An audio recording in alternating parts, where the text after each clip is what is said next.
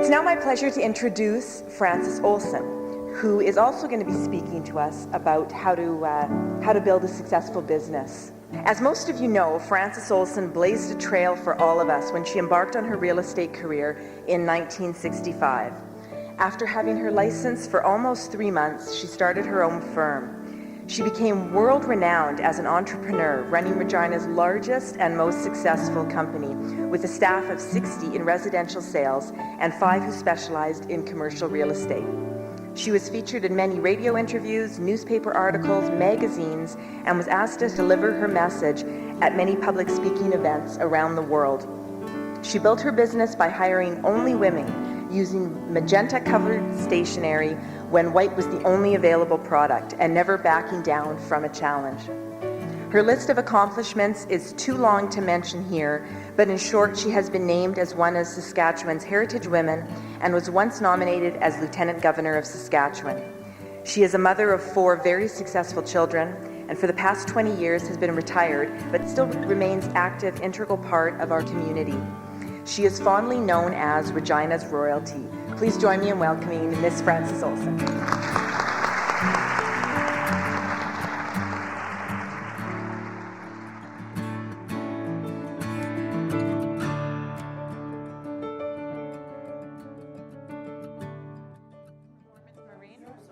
I think that's it, yeah. I know. Yeah, we bought our boat there. Kathy gave him a big hug and said, "How are you, darling?" And it wasn't Larry. Did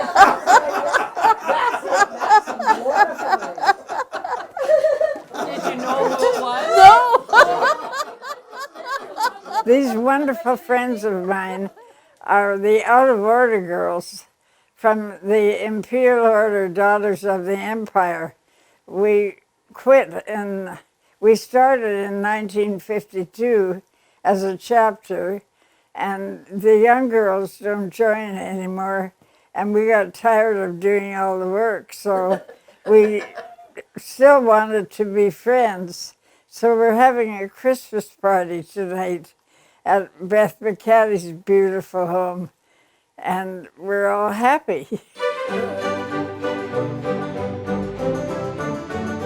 My grandpa, Harry Emerson, came to Moose Jaw from England in 1905, and he ordered this house from the Eaton's catalog and put it together. And then he sent for my grandma and 3 children to come over from England. It took them 2 weeks on the ship, and then the trip by train across Canada to Moose Jaw. I used to think this house was a mansion. I thought it was so big. And I used to play upstairs in the attic all the time. I was born in 1928 during the Great Depression. My mother and father married, and they had 1 son, and 11 months later they had me. My father owned a butcher shop. He was only 18 years old, and he lost it during the Depression. And my mother said it was so sad to watch him every day. He had to walk across the prairie and go and dig out River Park in Moose Jaw, and for that he would get a bag of potatoes and a bag of coal once a week, and that's all they had to live on. This is a picture of Roy Mitchell, my father. He was only 5'6", and he came to my office on College Avenue when I was working, and they were so against me going to work. They thought married women should be home with their children.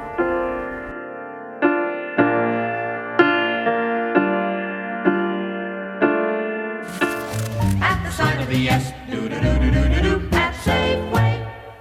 My father was offered a job as meat buyer for Safeway. He was the first man Safeway hired in Canada. And then he started managing stores all over Saskatoon, Yorkton. Then in Regina, he had about 10 different stores. So, That he managed. yeah. Holy. That's a lot. For years, we were transferred from Saskatoon to Yorkton to Regina, and many Safeway stores in Regina. So I was always changing schools. When my brother was 5 years old, he started school in Moose Jaw in grade 1. And that next year we were transferred to Saskatoon, and they wouldn't let me start school till I was 6 years old, and I had to go to kindergarten. So when we were transferred to Regina, and I was 9, it was the 1 month my brother and I were the same age because we were 11 months apart. And they thought we were twins when we went to school, and he was 3 years ahead of me in grade. And I had a speech impediment. I always had trouble speaking, and I didn't realize it. And when I got up in class, I said boo instead of blue, and the whole class laughed at me. So from that day on, I started to speak properly, but very slowly. Well, I'm dyslexic and I can drive backwards like a dam, but frontwards, it's hard. She says that she's the best parallel parker. I am. I can back up. Yeah. I used to take Scott out to the airport before they had driver training and make him back up for hours. I said, if you can back up, you sure I can drive forward. And my baby. This is my baby. There you go. While I was going to the Dark Hall all the time, I would walk along College Avenue, and it was full of the most beautiful old homes. And I was fascinated by all these homes. And when I'd come out of the Dark Hall, instead of turning right to go back to Olson Street, I'd turn left, and I'd stop in front of this incredible house, 2326 College. And I would think, wouldn't it be marvelous to be so rich you could own a home like that? And I would turn around and go back home. And I did this many, many, many times. My mom and dad were such wonderful parents. I had memories of such a happy life. I was always happy. And my mother taught me to sew and to knit when I was 6 years old. I loved knitting so much, I used to knit under the covers with a flashlight instead of reading a book like most kids do.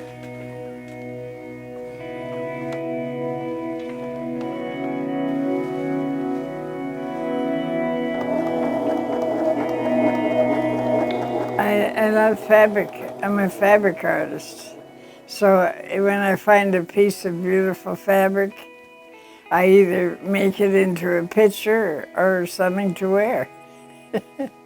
When I see a beautiful fabric, my mind starts going how it would look if I wore it. And so I'm crazy about fabric. I touch everything I see. When I go in a fabric store, I touch 200 pieces of fabric.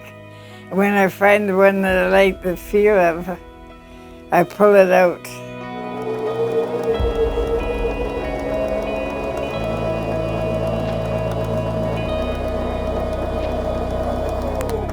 When I was visiting my daughter down in Florida in February, she took me to a fabric store, of course, because that's what I always want to do. And I found this beautiful silver lace. And I thought it was so gorgeous. So I brought it home and I made it into a very special outfit for my award night. When I was a teenager, Mom came running in the door one day. It was a Friday afternoon. She had a bag under her arm. And I said, "What are you going to do?" And she said, "Oh, I'm going to the Premier's ball in 4 hours and I need to make myself a new outfit." And sure enough, 3.5 hours later, she emerged and she had made a stunning leather and lace outfit, put a platinum wig on her head, and off she went. And the next morning, it was her picture on the front page of the Leader Post. It takes me about 8 hours a day for a month to do a picture like this. And the hardest part is finding the fabric that looks like the cinder blocks. Now, the way I did this, I had orange tea towels, and we had a flood once, and we had to wipe our counters and everything with bleach. So some of them were bleached, and I thought, that's perfect, because the way the Mexicans paint their houses, nothing matches. They start at the bottom with a brush and go up and let it drip down, and it's all cinder block. And so the colors are always different. And so to get the shadows, I used netting. I had to shape the sheep first, and then I knit this one. This is all knitting. And I knit all my picture frames. And my father taught me to love the greater things in life, like wonderful music and art.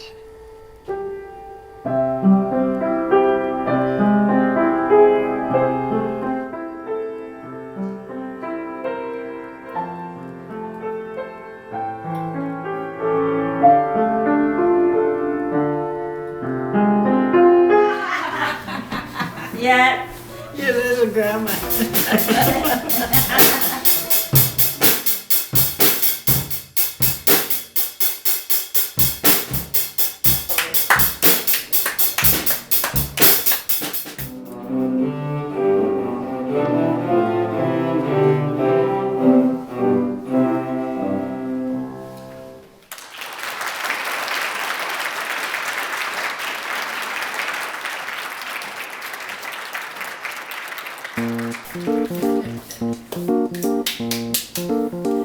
Oh, cooking is a whole other story. I was very naive as a child, and she would cook things that I would love and none of the other kids would eat.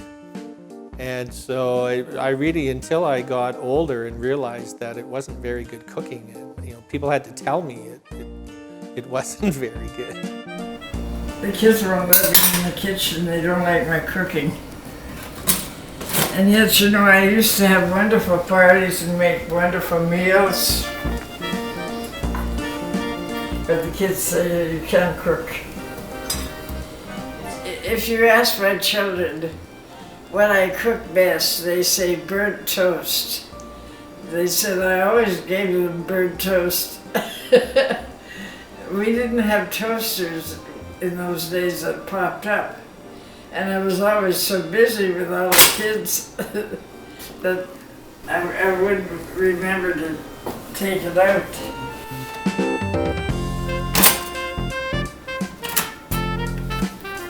Look at this poorly formed bud.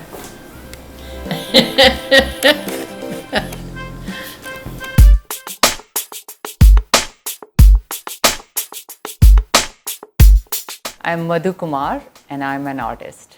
I'm painting Frances because I like painting stories, and I guess she has an amazing story to tell, and she's a living legend. And I thought if I do the story of her, then many women are going to learn from her. She's a very fearless, daring, and she's so much fun and so positive, and she's so independent. She took chances in her life and became what she is now.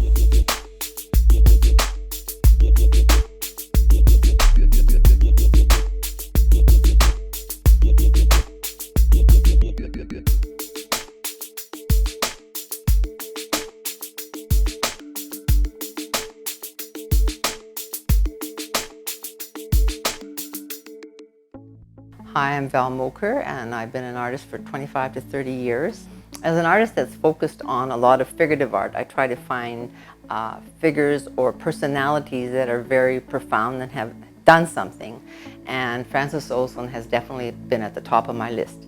She's been a pioneer in the real estate business, taking on a great business, working with women against a lot of aggressive men. It's a tough field to get into, and Frances, I think, did more than most women at her time.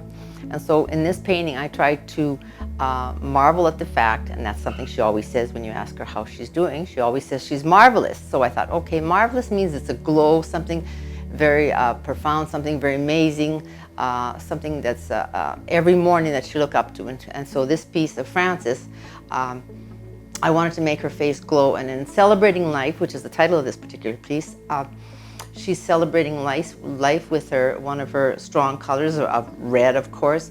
And red is a very vivacious color and a very strong color. And as a woman wearing red, lots of energy. And marvelous in life, Frances is, and marvelous is what I try to impress. So Celebrating Life is her life of where she's gone as a woman, what she's done, and you know what, where she maybe tends to go in the next little while. She's not done yet. When people ask me, how are you? I say, I'm marvelous. I could say, not bad. That's two negative words. Why would I say that? Why not be marvelous? And you know what happens? Your whole day is marvelous. Because of what you're thinking, you're creating. We lived on the 18 block Retallick, and I went to Victoria School. And in the summertime, the weeds would grow this high. And we would go over there and hide in the weeds. And one time, a little boy came running, pushed me down in the weeds and kissed me and started laughing and ran away. He lived on the next block, on the 18 block Ray. And then when I went to Central Collegiate, I went down to the art room once, and I saw this incredible, handsome man painting a picture. And eventually that became my husband. And he was the little boy who kissed me when I was 6 years old.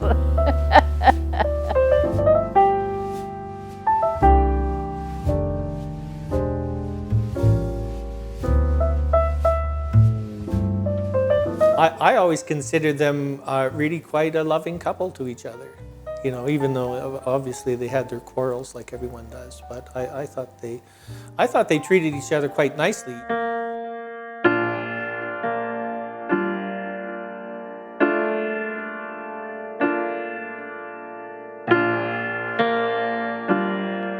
When I met Ralph, he was an amazing boy. He was 17 years old, and he needed money, and he thought, if I could play an instrument, I could have a band. So he saw an ad in the paper for a saxophone, and he phoned about it, and he had no money. So he made arrangements with the owner to teach him the keys and how to blow the horn. And 6 months later, he had his own band in the Trianon Ballroom. He was amazing, and he always played by ear.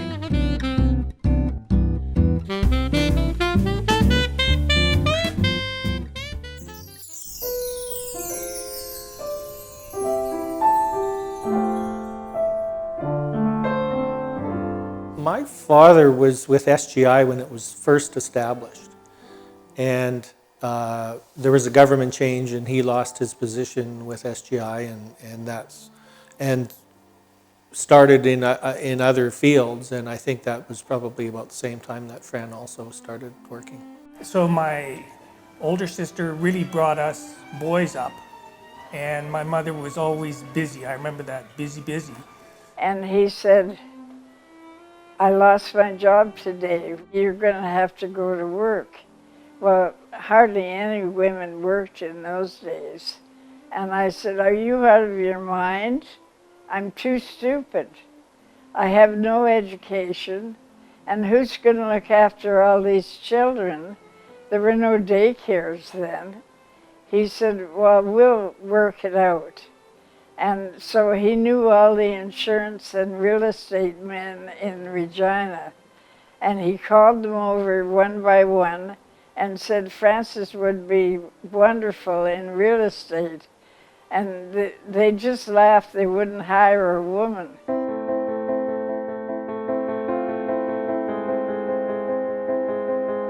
And I started out with Willie Francis from Gamble Agencies, and we were called the Gamble Girls.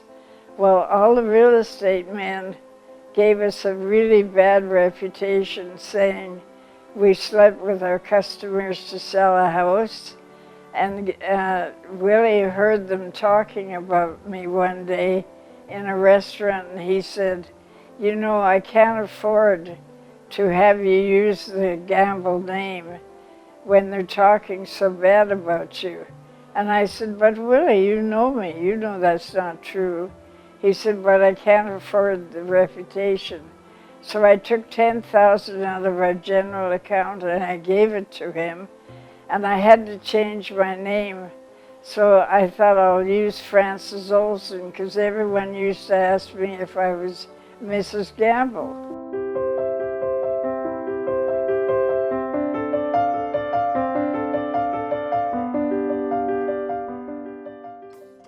Okay, so you opened up presents last night? Yeah. And that was kind of a late night. Did you get... Yeah, we weren't finished till 1:30. So that is a beautiful necklace. So Lily's made it. She strung it all. Wow. Oh my goodness. The little ones are pearls. Oh, yes, the little black pearls.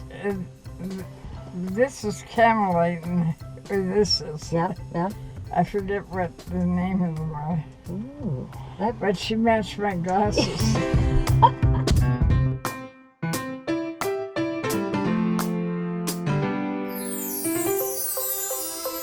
So he said to me, well, start your own company and hire only women because they work harder than men. I saw that at government insurance office. So I started using the name Frances Olson, and in 6 months, we had the biggest month we've ever had. People maybe aren't aware or don't appreciate that Frances started her business when she was 37 years old, had no money, absolutely started with no money, and 4 kids at home, 4 little kids. And through that, she started one of the most successful real estate companies in our history, in our Regina history.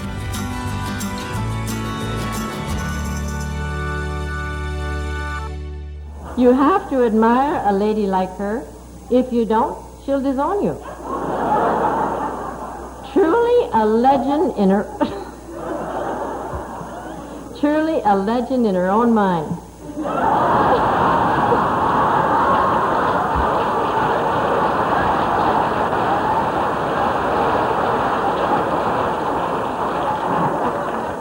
Now, I don't want to say she's flamboyant, but I will. She was not trained. She did not have to learn. She did not have life experiences that made her the way she was.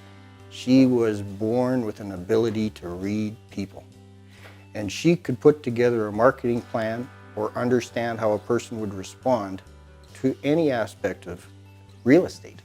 When my mother first started out in real estate, she only had a grade 9 education.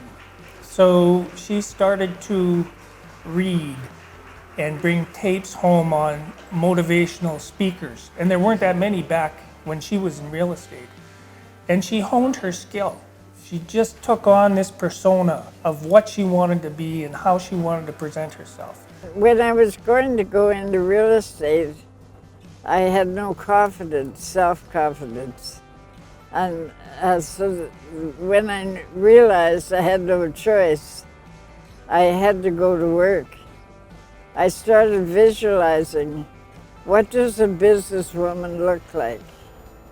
What does she walk like? What does she talk like? What does she dress like? And before I knew it, I was that woman. Because you become what you think about.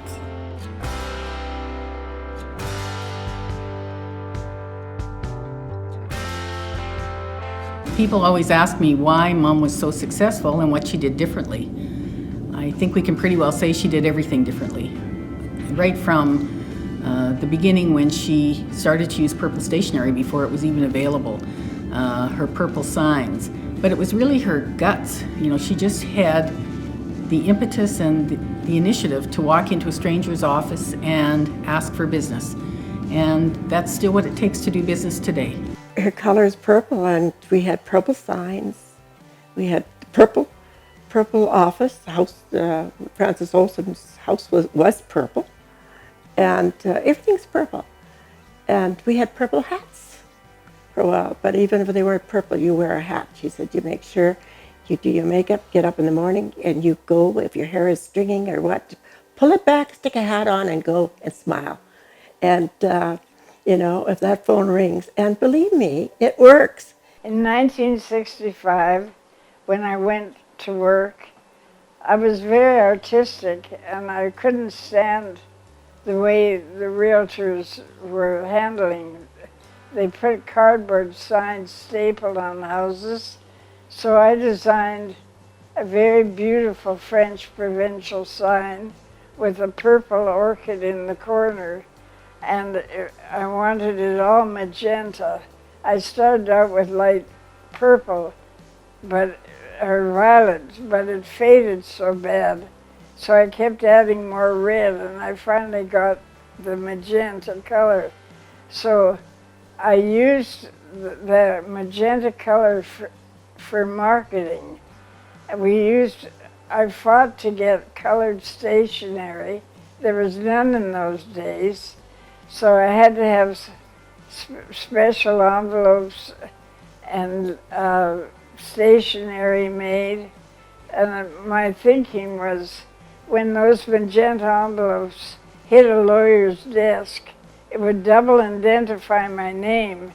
And the same when I gave people their offers to purchase in the magenta envelope, and they filed it away. When they went to sell the house in a couple of years, they would pull out the envelope and immediately think of me and call me to list their house again. So the whole theory of marketing was new to me, but I just used my imagination and thought, what would work? And that whatever I did seemed to work really well. She didn't have a book of things to follow. She created her business based on her own vision. She didn't let any obstacles stop her. She kept going. She built the Olson girls. And her slogan, call me. Even people today, when you mention the name Francis Olson, they'll say, oh, Francis Olson, call me, I'm Francis Olson. That will live on forever and ever. I'm Francis Olson, call me, because I'm marvelous.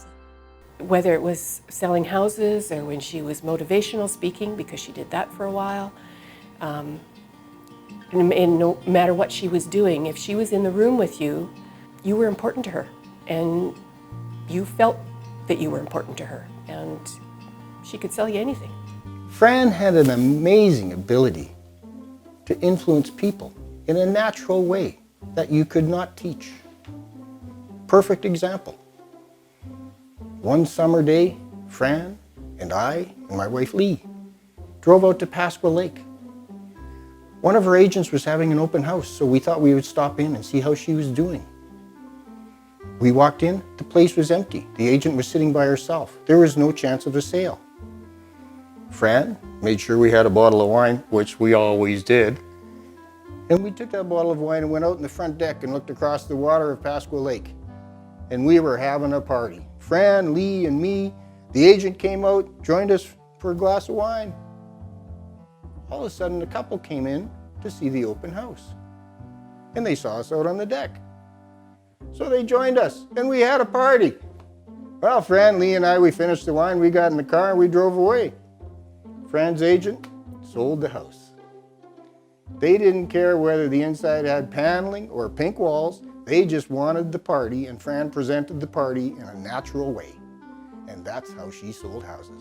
The philosophy of Think and Grow Rich will prepare you to attract and enjoy these higher estates, which always... After I started reading Think and Grow Rich and saw how it had changed my thinking, the best thing that ever happened to us was that I had to go to work, because then we taught all my 4 children how to be entrepreneurs, which never would have happened if we had stayed working for the government. So adversities are good for you, and look forward to them. Don't be afraid. And she lived by those rules that she learned, and you know, that's really, she was self-taught. And today she has many mentors, you know, people, young women who want to get into business come and talk to her and ask her, how did you do it? How are you so positive? And you know, it was over time reading these books and these tapes and believing in them, and that's just the way she developed her skills.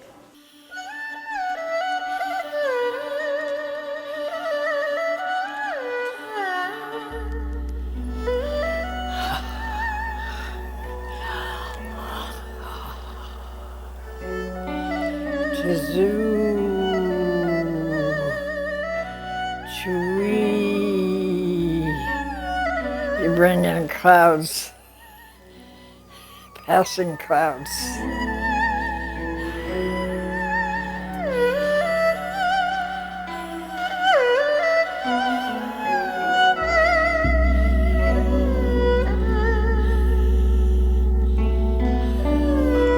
And the very end is this one. I know she was constantly telling me to read motivational books. I didn't do much of that, but I know she had them. I don't remember much about books on audio. My sister listened a lot to that, but I don't recall my mother having a lot of that. When we were kids growing up, Mom always played motivation tapes at the breakfast table, and sometimes to great annoyance to everyone else in the family. But she would typically play Norman Vincent Peale, Maxwell Maltz, you know, the old traditionals. But even today when we go to the bookstore, I always find her in the motivation book section. That is. And this book is so incredible. And there's the happiness and the enjoyment of living. Mm-hmm. I've been reading it, so if I have to talk, it gives me some nice things to say. And when people get married, there's a passage in here I always copy. It's beautiful.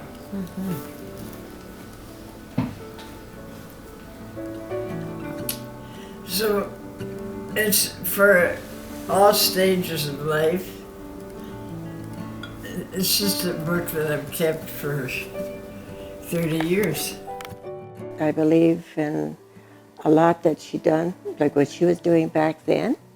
My mind went back so many times to Fran, to her teaching, and Denise, her daughter. They were with us when we were training. They took us out on construction sites. Actually went out to, with the builder, made arrangements to go out and preview the houses as they're being built, which I found fabulously so good. I'd had my real estate license for a few months and I decided I want to be an Olson girl. Frances Olson was an icon in our city and I wanted to be a part of that. The thing with Frances was, though, she didn't advertise for salespeople. She used to say, I want people that are going to come in on their own initiative, not because of an ad in the paper. And I can remember being totally stressed, nervous, because I was going to go and walk in the doors of Frances Olson Realty and ask to be an Olson girl.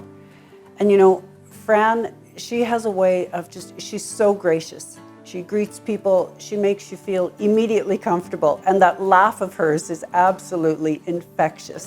He said, "Who are you?" I bet you that there's a lot of people telling that story about that lady that came along and she was really fresh. I think the key to my success was people. I loved meeting people and finding out who they were. And before I knew it, they were all helping me. So it's people in my life that have made me successful.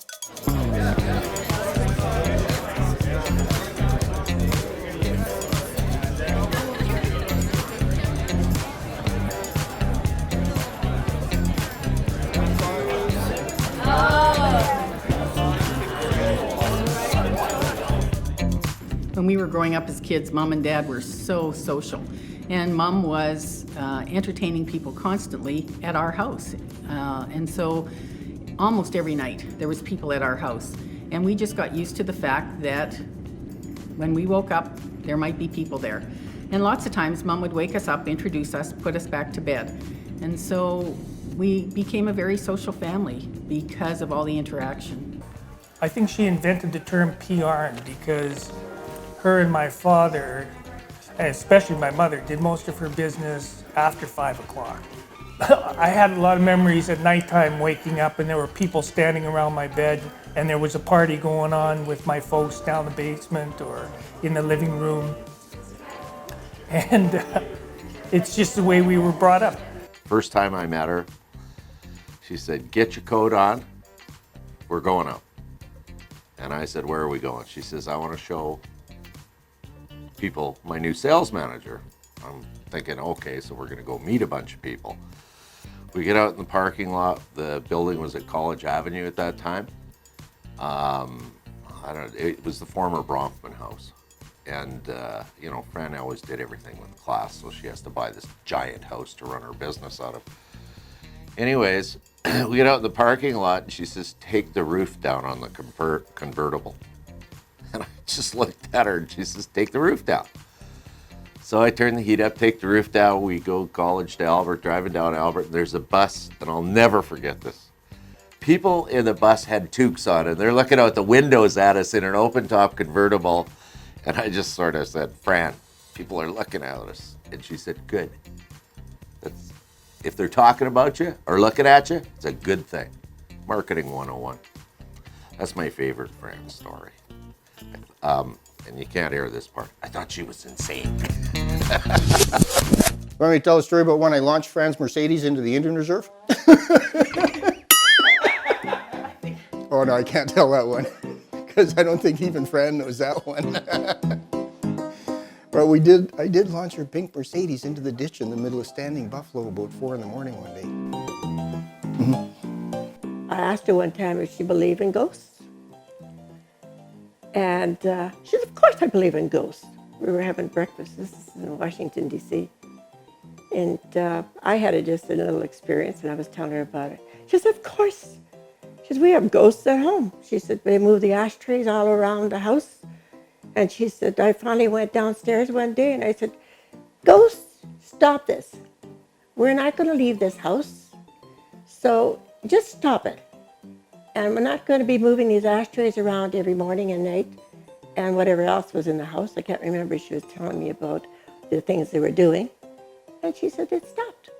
Even the ghost listened to her, I'm sure. They were probably scared of her. So one day, Fran and Ralph decided to change the carpets in their house. So they rolled all the carpets up where they had a crew do it, and they took all these huge rolls of carpet into the backyard.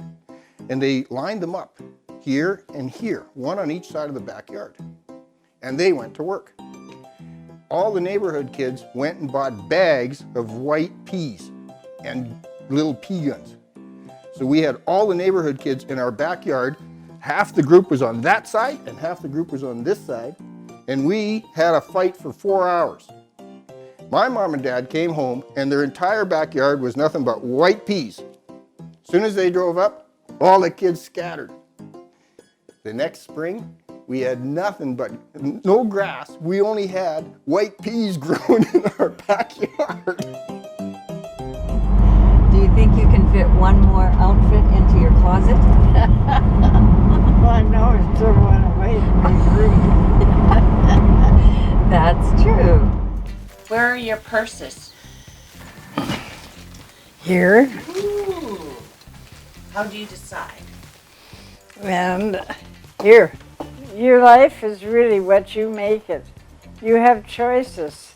So always go for the top choice. Why wouldn't you be top notch? I'd like my fancy stockings. I have purses like glasses for every outfit.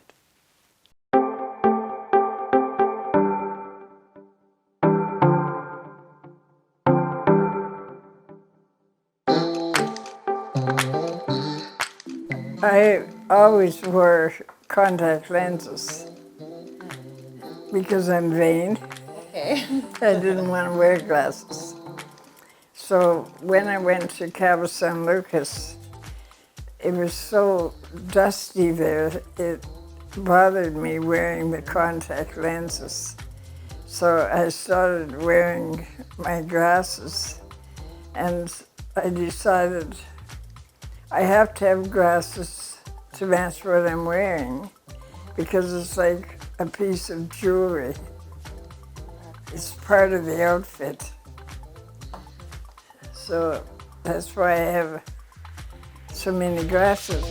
When I travel with her, doesn't matter where we go, total strangers will walk up to her and ask her questions. Where'd you get your glasses? Where did you get that lovely cape you're wearing? Are these glasses okay? Yeah, they look awesome. She had a heart of gold. My wife was redecorating our house. Fran took my wife over to her house and started picking furniture out and saying, oh yeah, just have Bill take it over. So she gave us a whole bunch of stuff for our house, and she was happy to do it, and she helped my wife decorate, and she always has time for everybody, which is a very rare trait these days. One thing she probably doesn't know is that she made my wedding dress. She made a dress for her daughter, Denise. And I was getting married, and I was talking to Denise one day about not knowing what I was going to wear. It was just going to be a ceremony at a Justice of the Peace. And she said, you know, I have just the thing. Fran made this dress for me, and it's not something that is really my style, and you should wear it. And so Fran probably doesn't know, but it was a beautiful lace dress that I wore for my wedding. I still have it. And what did I get for my present? In a beautiful gray Olson Goldsmith box. One of the necklaces that I said I liked. She gave it to me. And it was one of the first pieces that Derek made for her.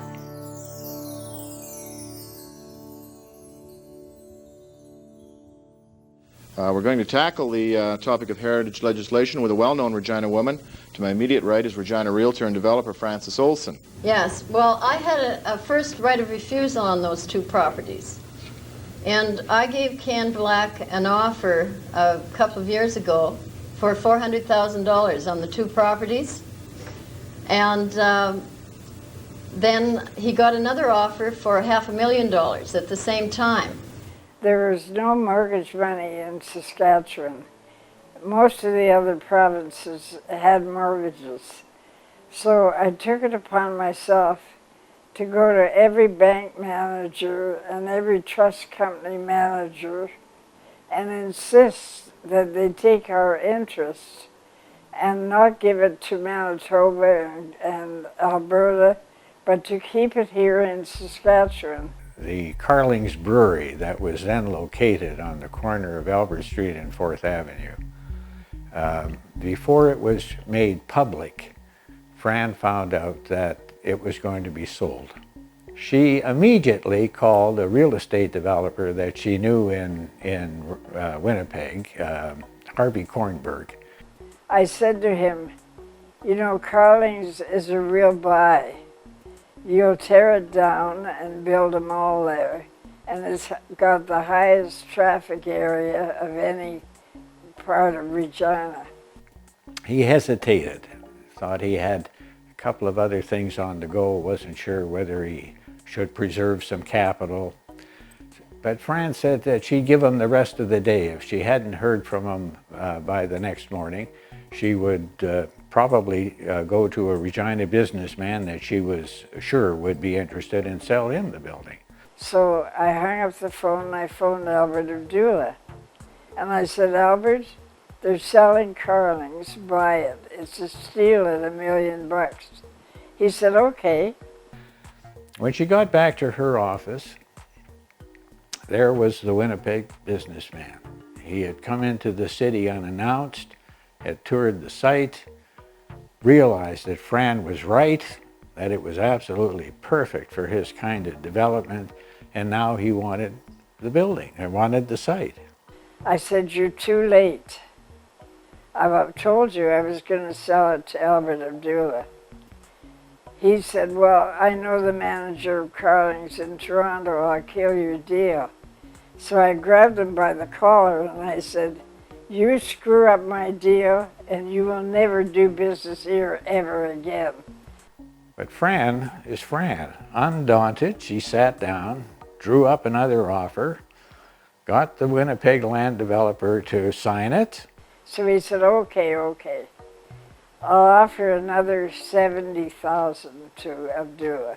Had a nice premium in it, went back to the Regina businessman and convinced him to sell it to the Winnipeg developer. So I went to Albert Abdullah and I said, look, Albert, I just made you 70 grand and you haven't even given me a deposit on the $1 million. And take it. He said, good deal. So he signed it. So I sold Carlings. The next time I got full commission on the second one. I sold it twice in one day. That afternoon she was talking to her daughter who was in Edmonton. Denise was finishing off a commercial real estate course that she was taking. And Fran talked to her and said to her how things were going, and Denise kind of allowed that it was a difficult course, a lot in it. Fran let her go on for a while, and then she finally interjected and said, while you're up there learning all about commercial real estate, I sold the Carling site today twice, full price, both times. And that's just my favorite Fran Olson story. And that probably typifies Fran more than any other story that I could tell you. Isn't that amazing? I thought, now where were the commercial realtors in Regina? You know what they would be doing? They would be phoning Carlings for a listing. They won't show it unless they have a listing. Do you see the difference? I phoned them and said, I've sold it. The thing people need to know about Fran is that no is not in her vocabulary. If someone says to her it can't be done, time after time after time, I've just seen her say, watch me do it. And she does. And we all remember her humble, modest answer when one morning she was called by a local radio announcer and asked on the air if she could be anybody else in the world other than herself, whom would she choose? Her answer, Nana Muscuri. When asked why, guess this. She answered, because she sings Danny Boy just like I do.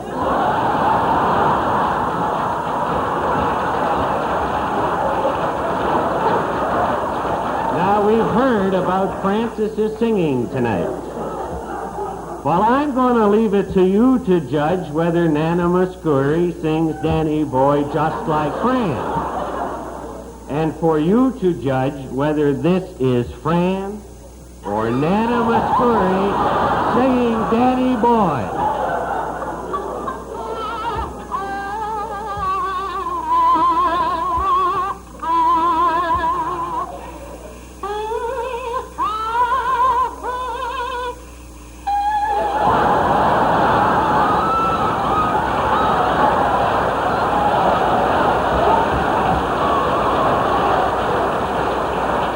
one day while I was opening my mail, there was a letter from the Human Rights Commission. I opened it, and it said that they had a complaint that I was discriminating against men by not hiring men, because I had all ladies working for me. So I started to laugh, because just at that time, Royal Trust Office was selling its real estate department, and I was buying it, and I was getting 2 or 3 men.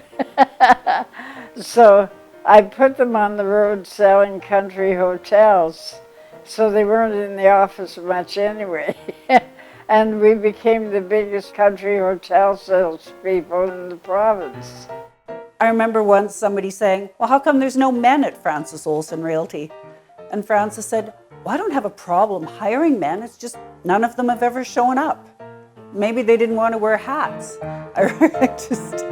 And one day I got a phone call from a man, Mr. Kerr, and he said, I'd like you to come and list my house. So I went down, and it was 2326 College Avenue. My house that I used to stand in front of and say, it must be wonderful to be so rich to own a home like this. And I walked in, and I bought it. And I turned it into the most incredible real estate office. I left the building set up just like a home. So when people would come in, I would sit them down on a sofa and work on the coffee table. Because when you sit behind a desk, you have that wooden barrier between you and your clients, and you intimidate them. But I always sat beside them, and they felt comfortable. I didn't learn to drive a car till I was 36, but when I was 37 and had to go into real estate, I was such a poor driver that people bought the first house I showed them so they could get out of the car. Okay, so I'm thinking that maybe I'll drive there, then you drive back, okay? When we were talking about your good driving skills in Mexico last night, I thought, okay, but this is a smart car. It'll drive all by itself. All you have to do is just... I was speaking up in Yorkton, and when I left, I hit a blizzard, and I had a white Cadillac, and a snowplow was coming towards me, covered my white Cadillac, and a Sears 28-wheeler pulling a trailer ran right over top of my car. I was underneath the 28-wheeler.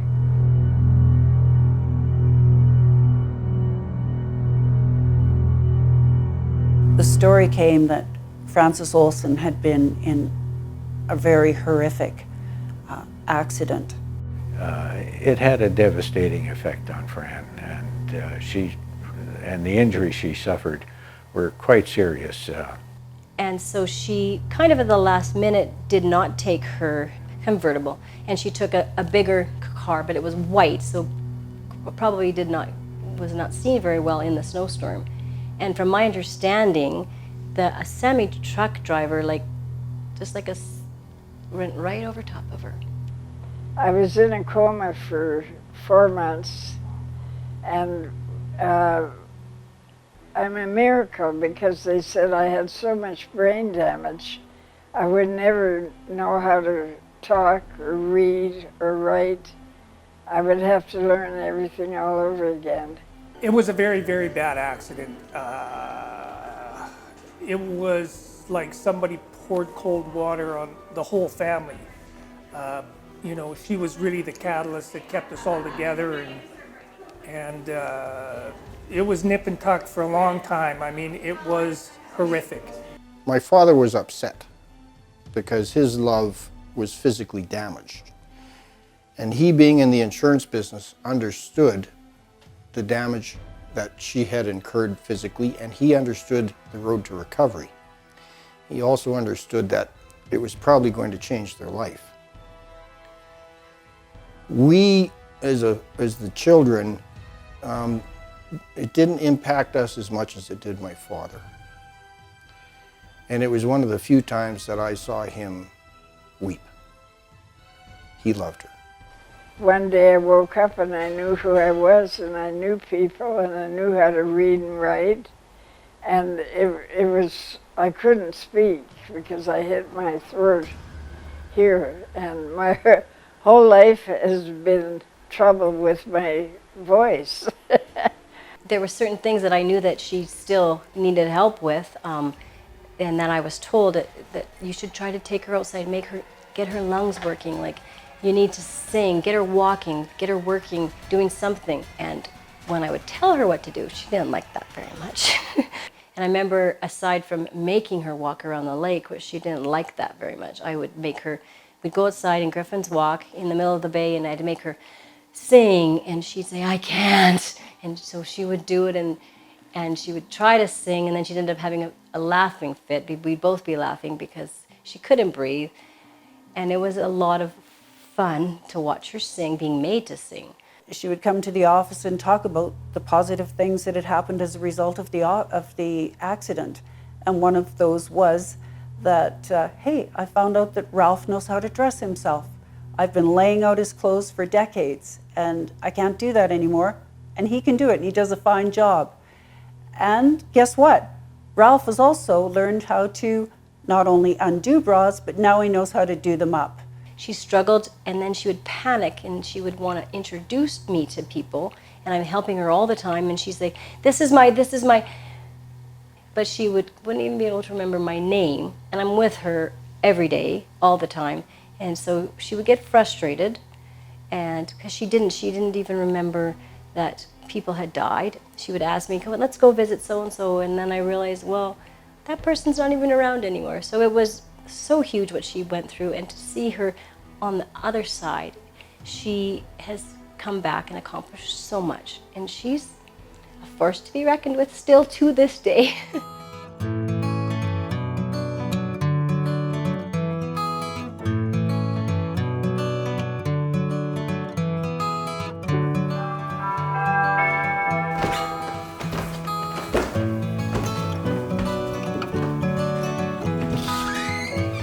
You must be Doug. I am. How are you, Frances? I'm marvelous, thanks to you. You are marvelous, and you're a miracle, too. It's good to see you after all these years. Yes. It is. Very well, good. I'm really interested to hear your story. Come on upstairs. All right. It was so amazing to hear from you after 35 years. It is amazing. It's amazing that this has come full circle, and we can sit here now and talk about what happened after all these years. Yeah. Right? It is. You know, I wondered for years whatever became of the lady with the beautiful auburn hair in the Cadillac, and I was never able to find out any information as to whether she survived the accident. And, you know, it always was in the back of my mind it would be interesting to know. And then one day, opening up the Leader Post, I started reading this story about a documentary made about this woman called Up the Ladder in High Heels, and it was a story about Frances Olson. And in the story, it showed a picture of Frances, and I was just astounded to see that here was this lady with the beautiful auburn hair, and now I no longer have to wonder about what happened to her. So basically, we're on the number 10 highway, and the snowplow is ahead and knocking off the drifts, and the snow is coming back towards my car. Mm-hmm. So I stayed back a little bit. And then as we're moving forwards, I see your headlights. And right behind your car, I see the truck's headlights. Mm-hmm. And then, of course, by this time, the snowplow is ahead, and I'm up here, and that's when the semi impacted your car from the back and basically pushed the back of the car up to where behind your head, and the whole thing slid into the ditch. I immediately pulled over to a safe place on a farmer's approach and ran back towards the truck. I was the first one to get to the car, and looked inside and saw a lady with this beautiful auburn hair that was just full of glass. And I could tell by looking at her that her arm was obviously broken and she had some very severe facial injuries. So I talked to Frances. I tried to talk to her and I said, "Are you okay?" And she was moving somewhat. And I tried talking to her, and then she gave this shiver as though you're very cold. And she suddenly went limp after that. And I thought to myself, oh my God, this woman just passed away right in front of me. I said to the truck driver, I said, I have, the next town over is Duff. I said, I have an uncle and aunt that live there. I said, I'm going for help, you stay here. Because at that time, there were no cell phones. So I drove as quickly as I could to Duff. I knocked on doors until someone let me in, and I called emergency services. Afterwards, I tried calling the hospital a number of times to see if the lady with the auburn hair survived, but they would give me no information. My husband had a stroke, and it devastated us, but it took months before he could walk and years before he could speak. My husband and I took 4 years, each of us. We had to have speech therapists come in every day to teach us how to speak again. So one day I said to my husband, let's get out of here, I'm so lonesome.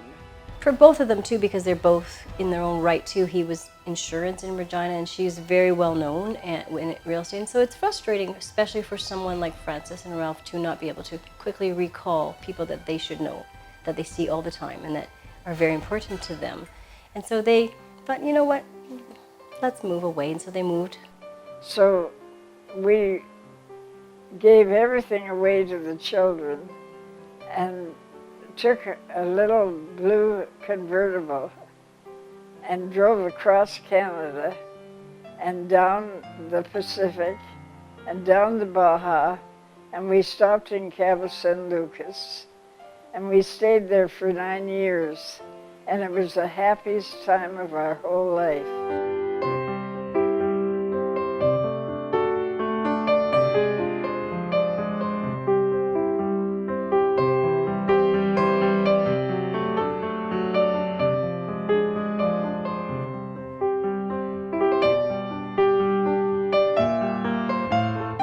Now, if we hadn't had the adversities, we never would have achieved that. So you don't know what life has to offer you and why.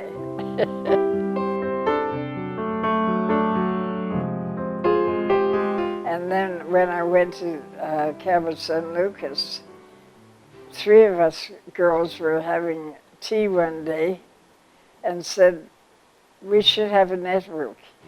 So we started with the 3 of us, called ourselves the Cabo Tomatoes.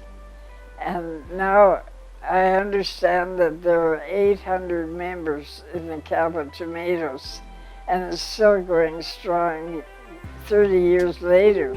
There came a time when Ralph was having so many strokes. I thought, I think I should get him back to Canada. So we have Medicare, of course, and my children are there to look after me. So that's when we decided to come back to Canada. We built a wonderful loft on the Scar Street Mall. And then he was only there a year, and I had to put him in the Wascana. And he was there 9 months before he passed away.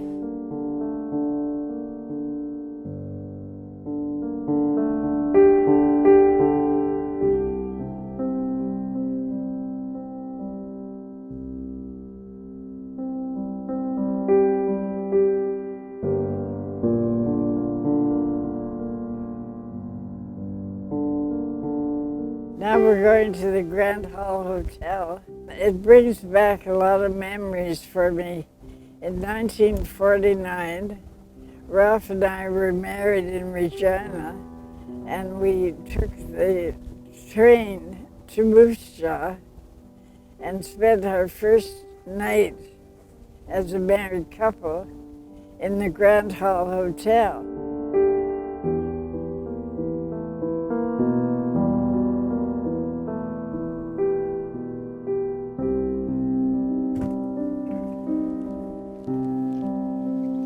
I got you. Is that icy, eh? Yes, it is.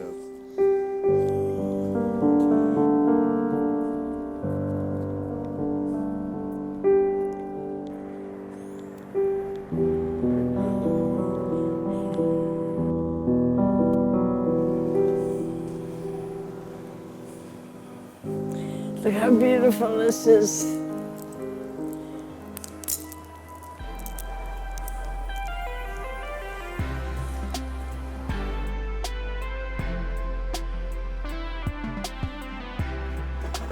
Now, I got this wonderful teapot at the Mackenzie Art Gallery. Oh, it's awesome. And I call it Frances because look at the big diamond on her on her hand. Right hand. To Frances. I have to attribute some of my success to Frances because she's always advertising, she's always talking about us, and every day someone mentions her name when they come in the store. So she certainly has had an impact on our business over the years.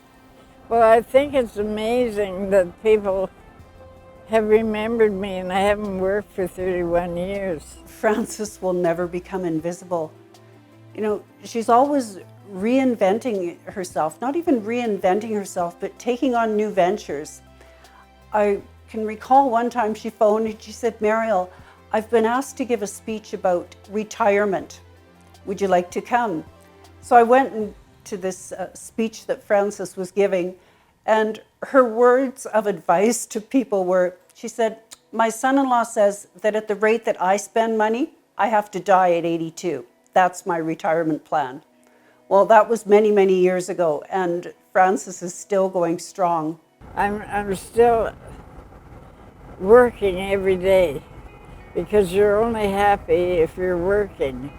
And what I mean by working, I wake up every day and I know I have something to do. And I'm doing what I love doing. I'm sewing and designing clothes and making fabric pictures and knitting. And I think you're only happy if every day you wake up you know there's something to do. Frances Olson herself loved people. She mixed with everybody, doesn't matter who it is, and made fun out of work. And I think that's kind of what made Frances Olson and the team, because we all like being together. It's like a family. I think the most important thing is waking up in the morning and living. A lot of people are afraid of dying, but I'm afraid of not living. She's going to inherit my wealth when I die. She'll probably inherit Denise's wealth when she dies. And she'll probably inherit Scott and Derek's wealth when they die. And she'll die when she's 114. That's how I see her future.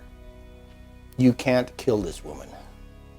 Like, how many people get hit by a Sears truck with a B train behind the trailer, and 30 years later they're going to Florida for a holiday?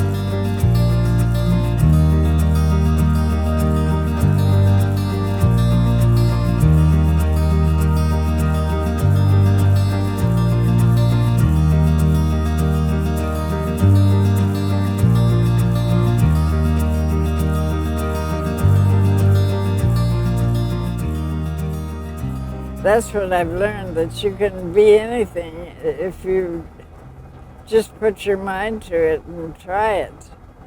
She sold real estate, but it was never selling for her. It was just being with people and loving people, really.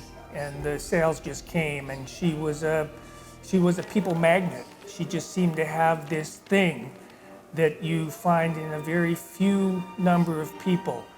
I think that I will be remembered as a woman who did something for other women, and I'm still wanting to help them and tell them how they can be as successful as they want to be.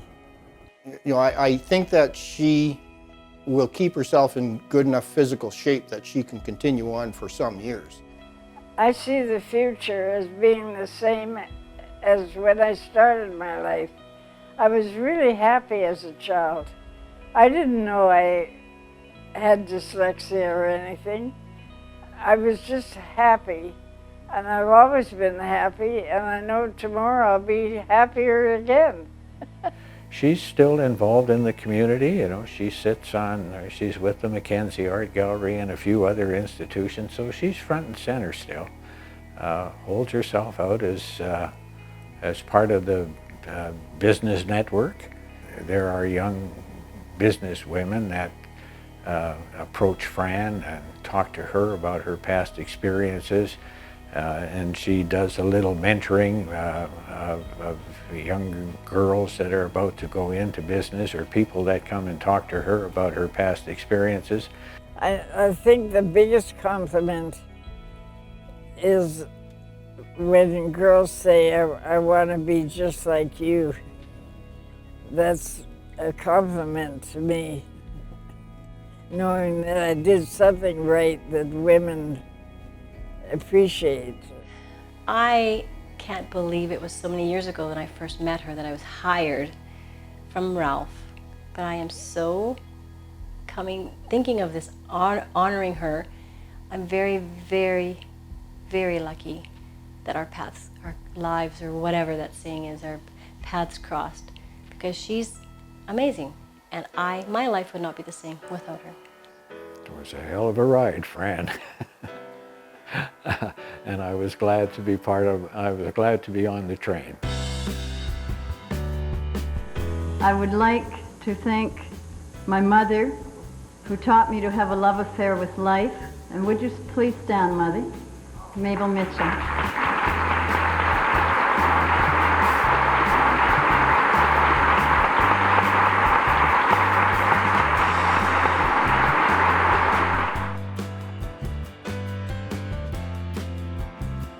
Let me tell you how to live so you will be successful every day of your life.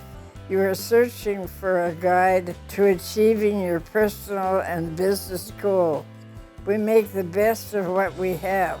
You have your mind, your abilities, your unique and individual selves, and time. And don't forget your smile. These are our possessions. This is really an enormous amount of wealth that each of us has. Most people are not aware of their hidden talents. I would never have believed I could do the things that I have to do if I had not been put in a position of sink or swim. We do not explore our talents fully. We level off short of our full ceiling.